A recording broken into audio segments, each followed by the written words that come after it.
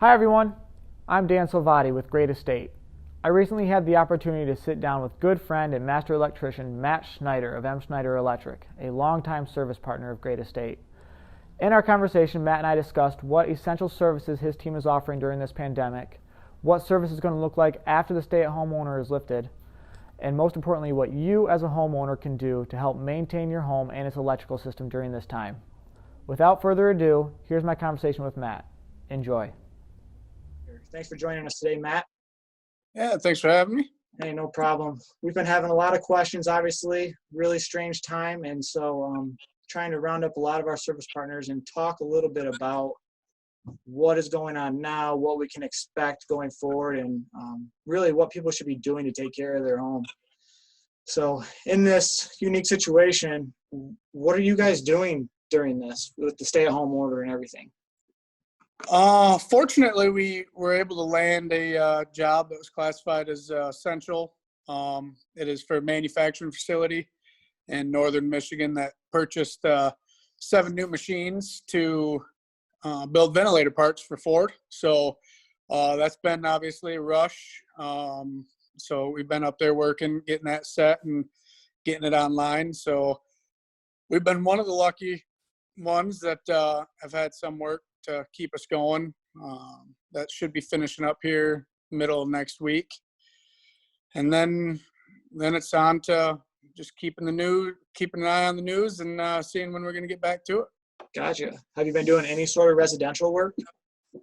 I have done a couple of service calls, some inspections for real estate, but not a ton of jobs.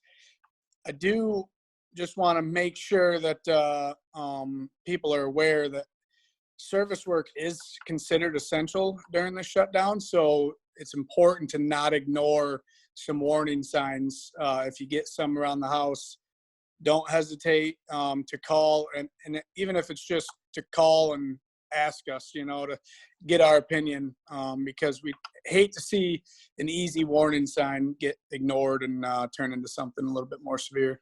Yeah, that's definitely one of the things we've been telling our members to do too, is if you're not sure if it's essential, just reach out, ask us. We've been working with everybody. We got a good idea of what is essential and what's not. And we can always bounce off ideas off you guys and the rest of our service partners, because we can't leave, especially when you're talking electricity, can't leave dangerous situations unattended. That's been one of the big questions we've been getting, is really what is essential? I mean, do you have some examples of some of the work you guys have been able to do, or some of those warning signs people should watch for? Yeah, for sure. Obviously the real bad ones are when you're starting to hear snap, crackle, and pop in either your panel or some outlets. If you have some outlets that, especially we're nearing the end of winter, that you always use for a space heater, you had a space heater plugged in, those are really hard on outlets. So if you get to the point where stuff's falling out of outlets, do not use them as best as you can. Try to use another one, swap it out, something, because that's usually the first stage from when you can start having some issues in outlets, is plugs start falling out, that contact gets loose, and that's what creates the arcing and can create fires. So we've had a couple instances with that. I just had one where they had an issue in their electrical panel. Their light started flickering, and they had a fish tank, some heavier loads. It was an older house, and he started seeing the lights flickering, and went to the panel and saw that one of the breakers was loose, and when he'd touch it, it would start snap, crackling, popping. So that's when they called. Yeah, and that one was actually a pretty severe issue. It actually took that portion of the panel out of commission, so we had to get rid of that because it actually destroyed the bus bar in the panel. But definitely don't ignore it. You start getting lights flickering and stuff like that, at least just give us a shout. Sure. Yeah, that makes sense. Are there any really maintenance items that you would recommend people take a look at during this time? I mean, one of the things, everybody's at home now, right? So sure, they're identifying, they're noticing not only projects that they're thinking they want to do, and we can get back to it, but also, are there any other real sure signs of maintenance items or things people should be thinking of?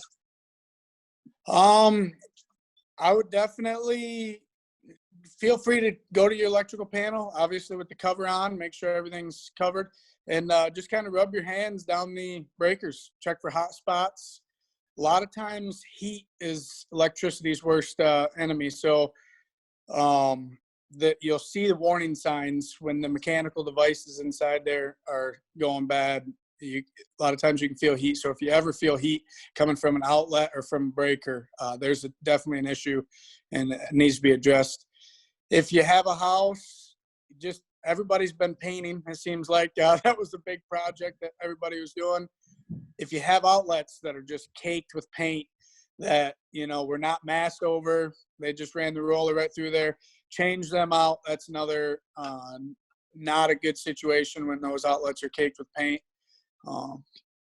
Obviously make sure, you're comfortable doing so and you're shutting off all the electricity when you're changing those outlets out. But it's a good time. It's an easier task. Go around, test GFIs, hit the reset button on them and make sure that you can, hit the test button on them and make sure that you can reset them. So, those are in working order. A lot of times when GFIs fail, they fail and they won't operate. Therefore, the safety device is null and void in them. Right. I know one of the services that you really started offering in the last year or so is your electrical inspections. Can you talk a little bit about what that is, why it's important, and what exactly you guys do during those? Yeah. So every year, once a year, it's recommended that you go through and you check the terminations inside the panels, look for loose spots, we have a thermal imager that we go through and follow the electrical system, look for hot spots. You'd be surprised, especially on outlets like the bathroom, you plug in the hair dryers in, outlets that you put space heaters in, by windows for air conditioners. Those circuits heat up and cool back down. So with heat comes expansion. So a lot of times your screws in your panel will actually work themselves loose. And that's what causes a lot of the issues is when that connection's loose, it starts arcing, the electricity does, and it creates an excessive amount of heat, and that's what causes the fires.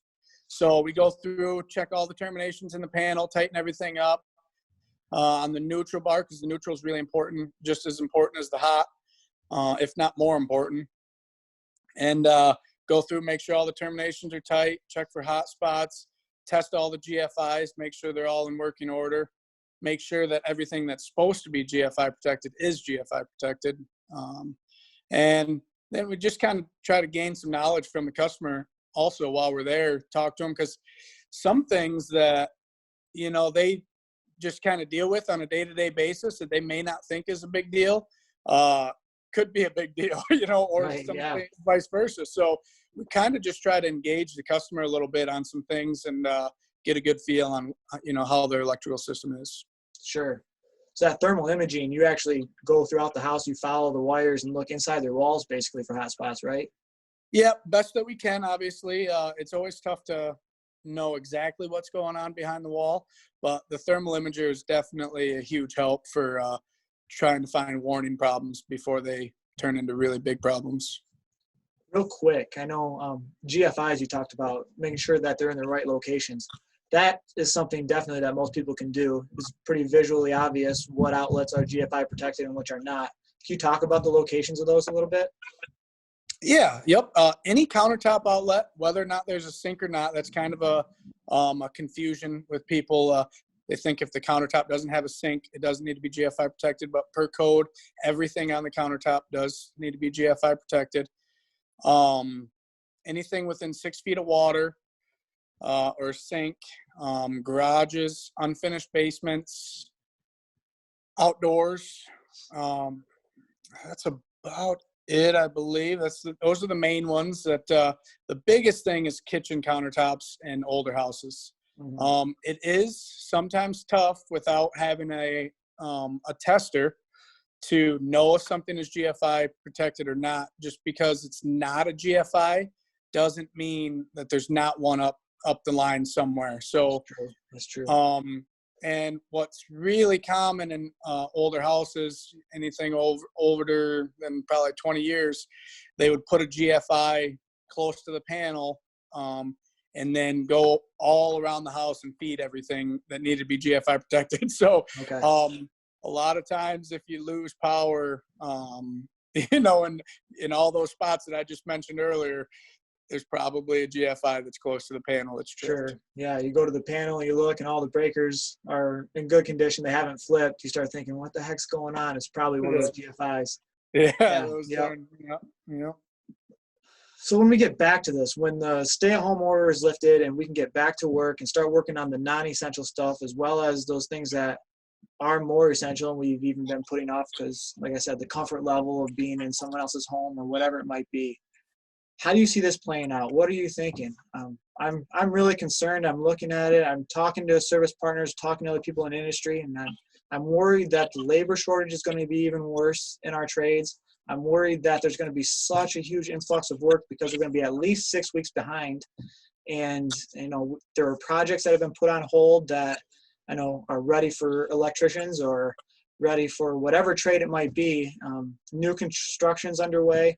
There's all these sort of things that are just ready, and the economy's going to want to flip the switch back on, but I don't know that we've got the feet on the ground to be able to do that. What's your guys' plan?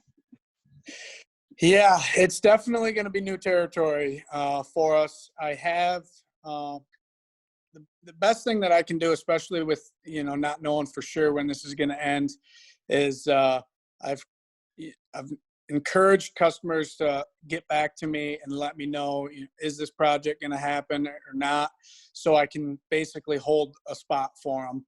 And so right now is basically as a first come, first serve, goes into the staging queue, I guess. And once we get the okay, we start going from there. So really the best thing I can do is just keep open communication line with customers, with all the projects coming up. Cause like you say, everything kind of all got pushed back to the same spot.